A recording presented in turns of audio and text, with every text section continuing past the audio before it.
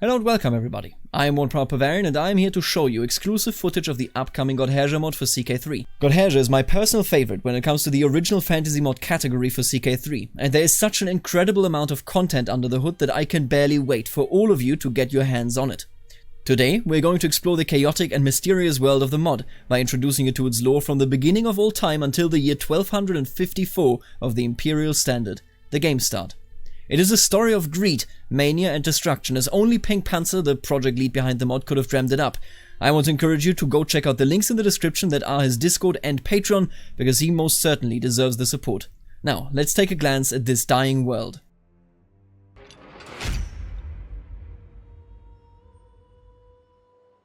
In the beginning there was only an endless dark abyss inhabited by 100 gods. Asanon was one of them, and they were immortal and extraordinarily powerful. They oozed magic and a drive for creation. Asanon decided that they wanted to create a world full of life, a world in which they could create beings in their own image, for they desired to create an equal. And so Eris, our world, was built. The scholars of the Empire have not been able to uncover much information about these prehistoric times, during which Asanon's influence could be felt strongly, but ancient art has been recovered through the efforts of Magus Nictianius. On it we can observe the creation of the world, and Asanon in the center. Besides them, the first creations, the humans, pay him the respect that one ought to pay their master. The discovered frescoes also depict an ancient map that places the tower that held Asanon's throne at the center of it all. From it, the northern waylines emerge, on which even today, magic is especially potent. That tower is long gone, devoured by the sea. The ancient map also shows a very different coastline from the one that we know today, but this was not a result of the primitive tools available to the creators of the map. What is known nowadays as the Shattered Coast once was whole, only to be disturbed by a massive disaster. After Asanon had created the world and its first inhabitants, they proceeded to refine the craft of life-giving and brought forth the Elfer, a better people superior to the humans, closer to the true powerful nature of their maker. The humans and Elfer formed their tribes and kingdoms, failing to worship their master as they ought to. And so the god descended, taking lordship of all their creation. The governance of a god, however, did not lead to paradise on Eris. In a blink of a god's eye, generations of humans passed by, leaving nothing more than little traces behind. The Elfer, on the other hand, were favored, talented in magic, blessed with long lives, and just as power-hungry as their master. Asanon let them rule the world as governors, enslave humanity, and build monuments to Asanon's glory. In all of their wisdom and power, Asanon never understood what they had created. Morality, suffering, and death had no meaning to a god. The Elfer's power was immense, as they were pure. They would destroy continents with their magic, eradicate an unspeakable amount of humanity if they so much as dared speak of rebellion. That was until the day that humans started to understand the truth about themselves. They too were of godly blood. They, albeit impure, shared the gift of magic. Over centuries and millennia of cruelty and destruction, humanity grew to understand their power. They slowly learned the words and movements of magic by observing the Elfer and passed it down for generations, until enough of them had learned the secrets to allow for an open rebellion, in which they wanted to gain freedom from the Elfer yoke once and for all. And so, the Godherja, the God War, had begun. Millions upon millions of humans rose up against their torturers. Most of humanity took up arms and began destroying the old order. Humanity without magic had been no match for the Elfer and their power, but for every single one of them, humanity would now field 1,000 magi. And so the war commenced. An unspeakable number of lives were lost amidst the great upheaval, and in the end, the Elfer had perished. In 100 years, the old order was no more. For Asanon, these events happened in the fraction of a second, and when the Creator finally understood that humanity had brought an end to their favorite children, humanity feared that their god might desire to put an end to them. Humanity rose up yet again, and did the unthinkable. They killed a god. Asanon had no understanding of death, and yet it came for them. The god's end scarred the world forever, and their body became one with their creation. The southern coastline was destroyed in this disaster and reforged into the Shattered Coast. Tastes, color, and even gravity, it all changed fundamentally, for the creator that designed and upheld the rules had been killed. Humanity was now its own rulers, capable of magic, albeit weaker than its predecessors, but equally as greedy and power-hungry. They were, after all, created in Asanon's image. Tribes and kingdoms rose and fell, defeated and enslaved one another. For a time, the world felt much the same as it did before the rebellion. It was one of these human tribes, however, that rose further than any other, the Adversarians. The Adversarians were the closest of all humans to the Alpha. They were their trusted servants and prospered close to the Tower of Asanon. Their magical potential, therefore, was much higher than that of any other human, and yet, when humanity needed them more than ever during the Godherja, the Adversarians sided with their cruel masters. Of course, the Alpha perished, but the Adversarians were spared. Many generations later, they told an entirely different story of the Godherja. As their empire grew, they described Asanon and the Alpha as the first humans and the ancestors of the Adversarians. They believed and preached that the world belonged to them, and that all those that were not of their tribe would have no place in the world, but as subjects of the magnificent Adversarian empire that would be created in the image of their Alpha ancestors.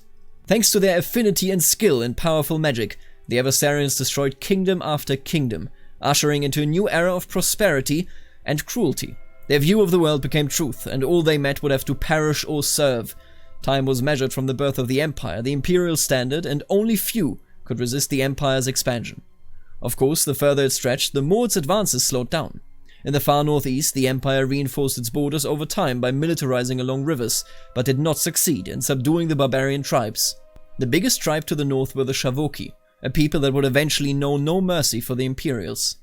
At its greatest extent, the Empire even included a large part of the southern continent, Saradon, be it ruled directly through imperial administrations or through holy orders that sought to preach their version of the Adversarian faith to the natives. The imperial capital of Orai's Pole became the center of the world, seemingly built to last forever. Certain regions, such as the land of the Marchers, remained untouched by the Empire, but had their own fair share of troubles that shall be covered in a different video. The Empire grew ever more powerful, maintained a powerful legionary force as well as a second capital that in later years would become the main seat of the emperors. They also established a grand imperial magic academy, the Maik Prodolan, that would educate the most powerful nobles and become an empire within the empire itself, as the leaders of the academy taught the most powerful magical forces only to those they deemed loyal and worthy. While the Empire was a powerful militant foe, internal struggle was even then not a rarity, but never escalated to a degree that could open it up to external pressure. That was, until the horrible disaster of the Orderstund.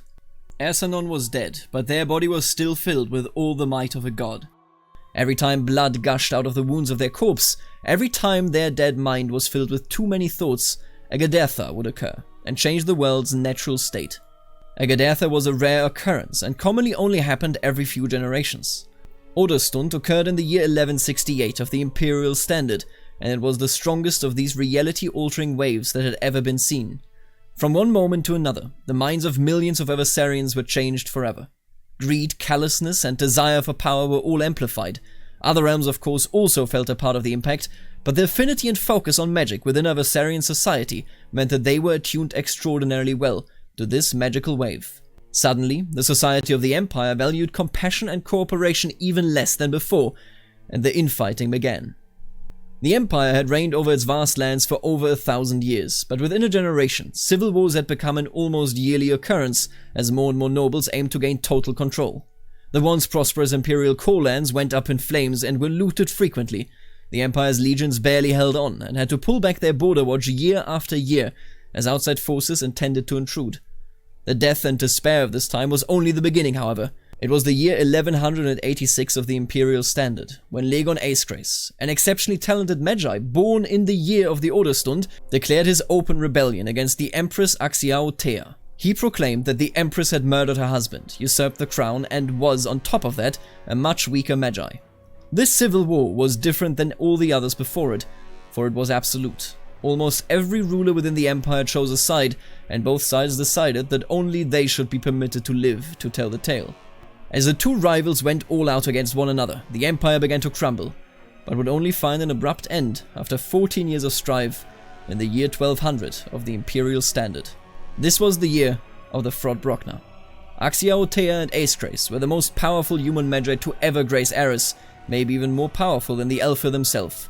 Both sought to put an end to the other with one last strike, and it was Aesgrace that reached his dream first. Aesgrace focused the entire magical power of millions of imperial servants and the pain and horror of the war, aimed towards Axiaotea and her eastern capital, and, instead, destroyed the world. The concentrated magical energy of his ultimate weapon destroyed Eris Moon and cracked open a single dead eye on the dead god's body, and the rift unleashed a terror that not even Ace Greys dared dream of.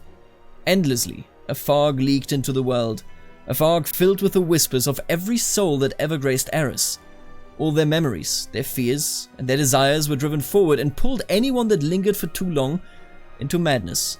It is said that one of the whispers is Ersanon themselves, murmuring in a long-dead language. The fog has, in the 54 years since the events of Flodbrokna, not stopped its advance, and now threatens humanity as a whole.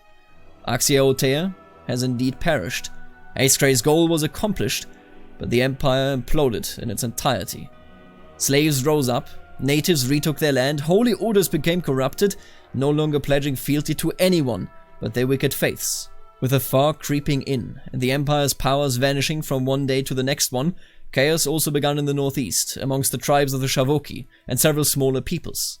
They all were now threatened by a much more deadly enemy than the Empire, and one that they would not be able to stop with weapons or bravery. The only way forward was into the heart of the former Empire.